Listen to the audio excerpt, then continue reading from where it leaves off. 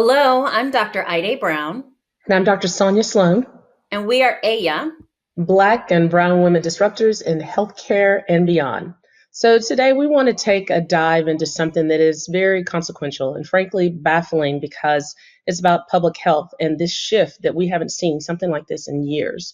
So suddenly, like overnight, the CDC decided to change the messaging on what? Vaccines and autism. Not because they had evidence, not because there's some new published research, but it was more of like a brand new language that totally contradicts what has been scientifically looked at, the consensus for generation. So, Dr. Brown, let's talk about this. Let's roll this CBS clip. The CDC has revised its website to reflect the vaccine skepticism of the Health Secretary, Robert F. Kennedy Jr. Dr. John LaPook has more about the new asterisk and what's behind it. The CDC website has changed. There is now an asterisk after the headline, "Vaccines do not cause autism," which the agency has been saying for years. Now there's an explanation that says, studies have not ruled out the possibility that infant vaccines cause autism. CBS News has learned that no autism or vaccine experts from the CDC were consulted. The change was made by political appointees. The claim that vaccines cause autism was ignited by a 1998 study in The Lancet, a prestigious British journal that falsely linked the MMR vaccine with autism. It took 12 years for the journal to retract the study after investigations concluded the research was fraudulent. During those years, the anti-vaccine movement gained momentum. The overwhelming scientific consensus after dozens of studies is that vaccines do not cause autism. So autism is not caused by vaccines, Dr. Brown. So, Dr. Sloan, what just happened, right? Let's just start with the headline. On November 19th, on or around, the CDC quietly updated its webpage on autism and vaccines. So for decades, the messaging was just correct and direct, right? There is no link between vaccines and autism. And that was backed by multiple large-scale studies involving millions of children across multiple countries. And the science has been consistent. I'll say it slowly. Vaccines do not cause autism. But this week, the CDC dramatically softened the language. The new page suggests that saying vaccines do not cause autism is not evidence-based because studies have not ruled out the possibility that vaccines could contribute to autism. Doesn't that sound very circular? Let's just be really clear. They did not cite new research. They did not reference a new study. They just changed the wording quietly. And then, trust evaporates. The second science gets quiet where it should be loud, where evidence and decades of research are replaced with feelings and pseudo-facts. And so let's stay with the science, right? Let's anchor this in facts. We all know, as you all know, that we are surgeons, right?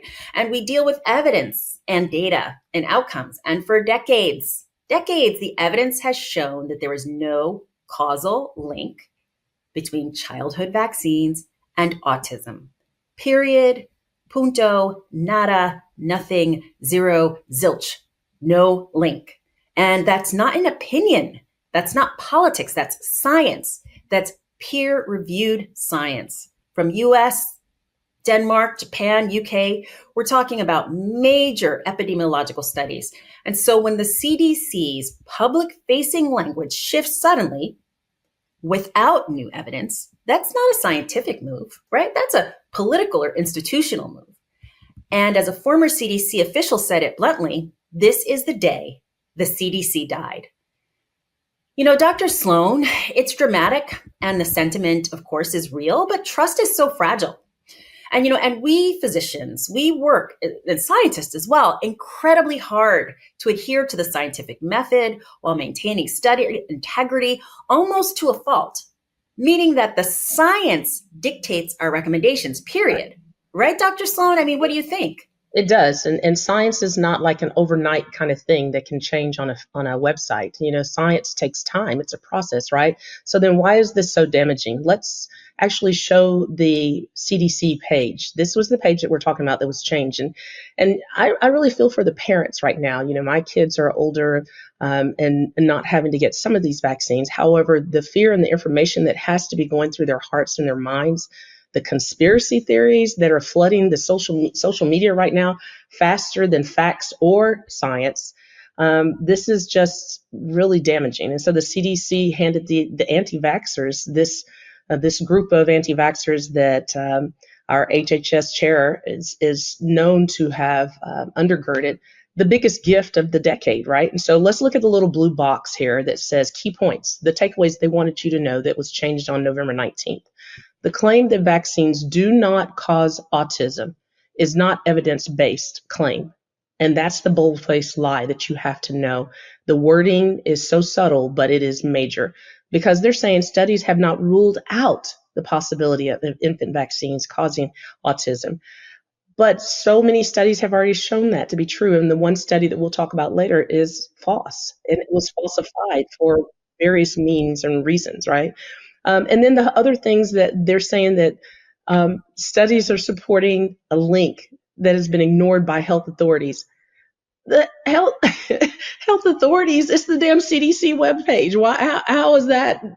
I mean, this is just crazy. It really is. And so, let's talk about the real names here, the things that we have to really talk about. What is the vaccine confidence as it fails?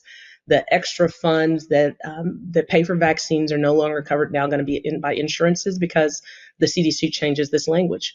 The information is going to hit harder because the trust in the medical system now that was broken before is even more so over the top.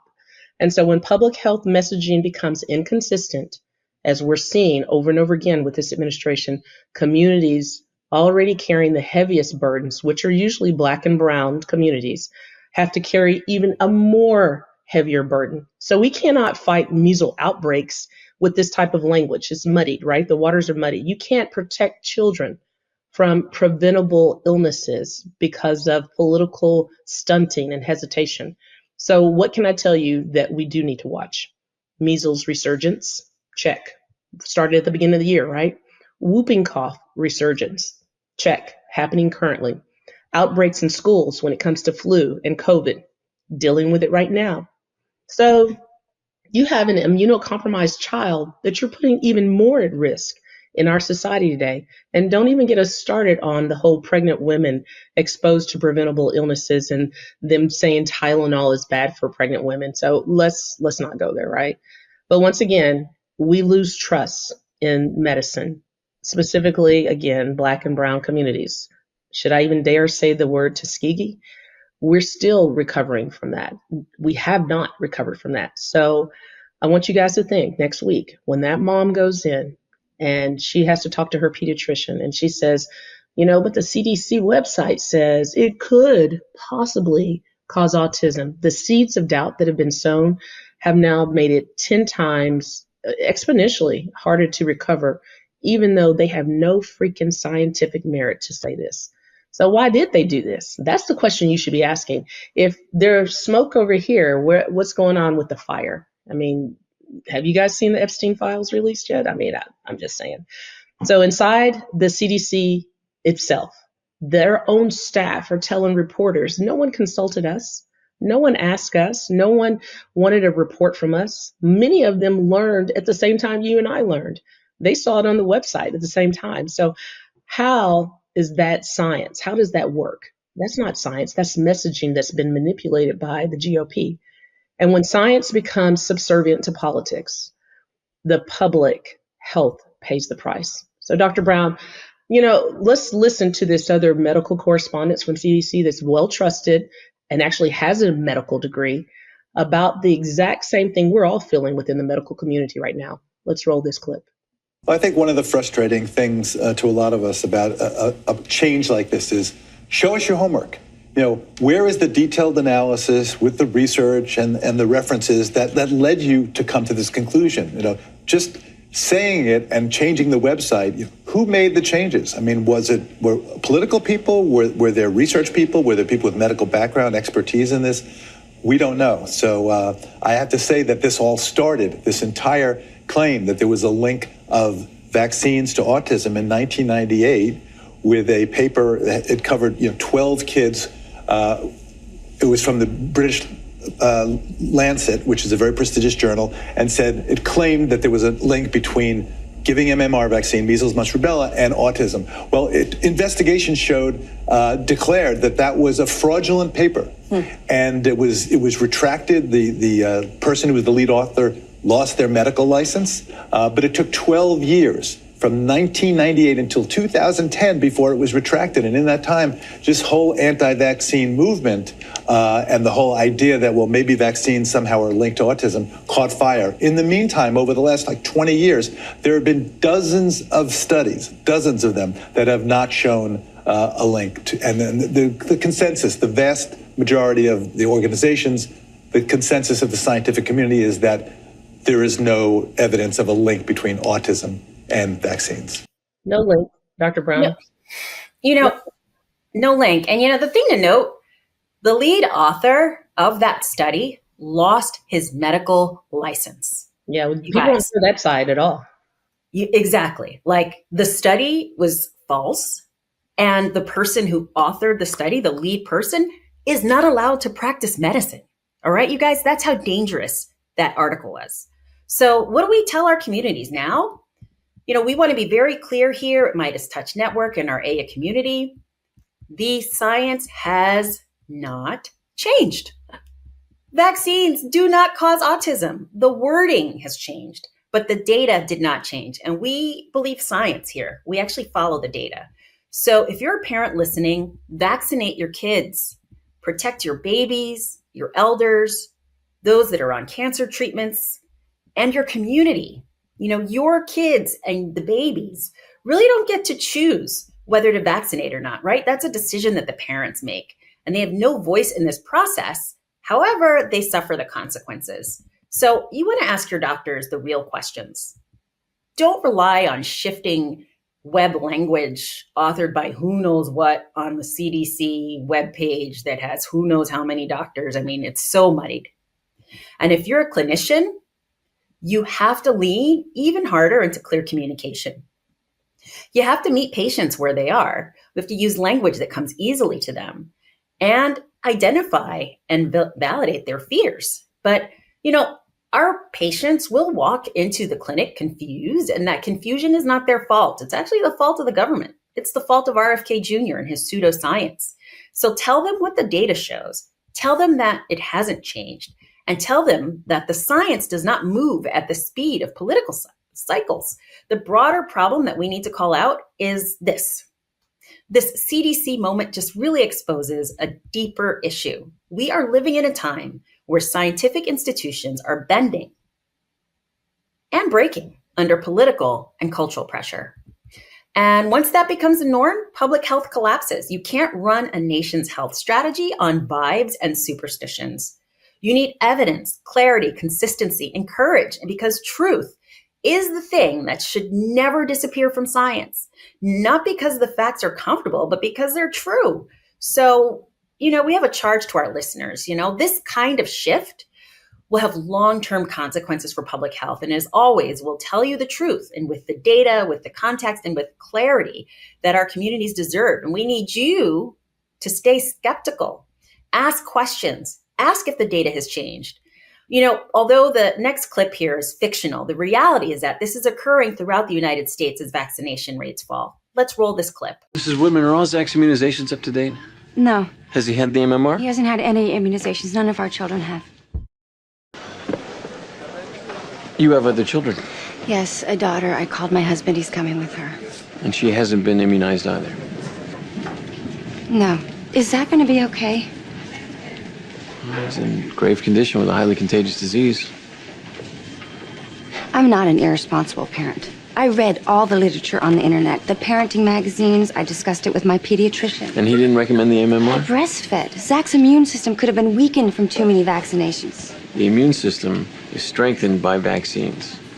Kids are exposed to foreign antigens every day. Vaccines aren't completely safe. Okay, I'm sorry. I don't want to get They into an aren't, argument. and you know it. with you. The That's connection not between true, though. Look, vaccinations and autism. there is no connection. So, that's a clip from ER, which was the show, Dr. Sloan and I, when we were growing up, was one of the shows we would watch to like. Watch it there. We're showing our age. Yeah. Exactly. But to get you excited about studying for med school and the likes. And And nothing has really, changed. nothing has changed, And so what we'd like you to do is really push for transparency. When you think about what the UN does when it goes into developing countries, one of the very first public health strategies and actions is that they prioritize vaccines, because immunizations are the fastest, most effective way to prevent outbreaks, save children's lives, and stabilize a health system before anything else can take root. And we as a country, as the United States, we're sliding back, where people are ill from preventable illnesses. Like, people are going to have polio. That's ridiculous.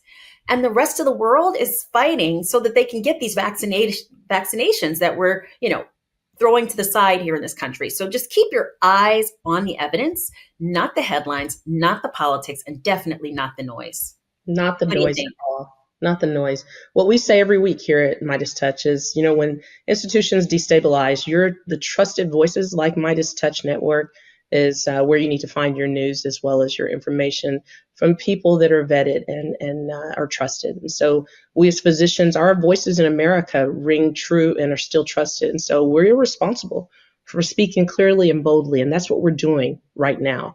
So thanks for watching, and stay empowered, stay disruptive. And remember, your voice does have power. We are AYA, the contributors of MeidasTouch Network and proud members of the Meidas Mighty. Please subscribe, like, share, and follow for more updates. Have a great week. Bye, everyone. Want to stay plugged in? Become a subscriber to our Substack at MeidasPlus.com. You'll get daily recaps from Ron Filipkowski, ad-free episodes of our podcast, and more exclusive content only available at MeidasPlus.com.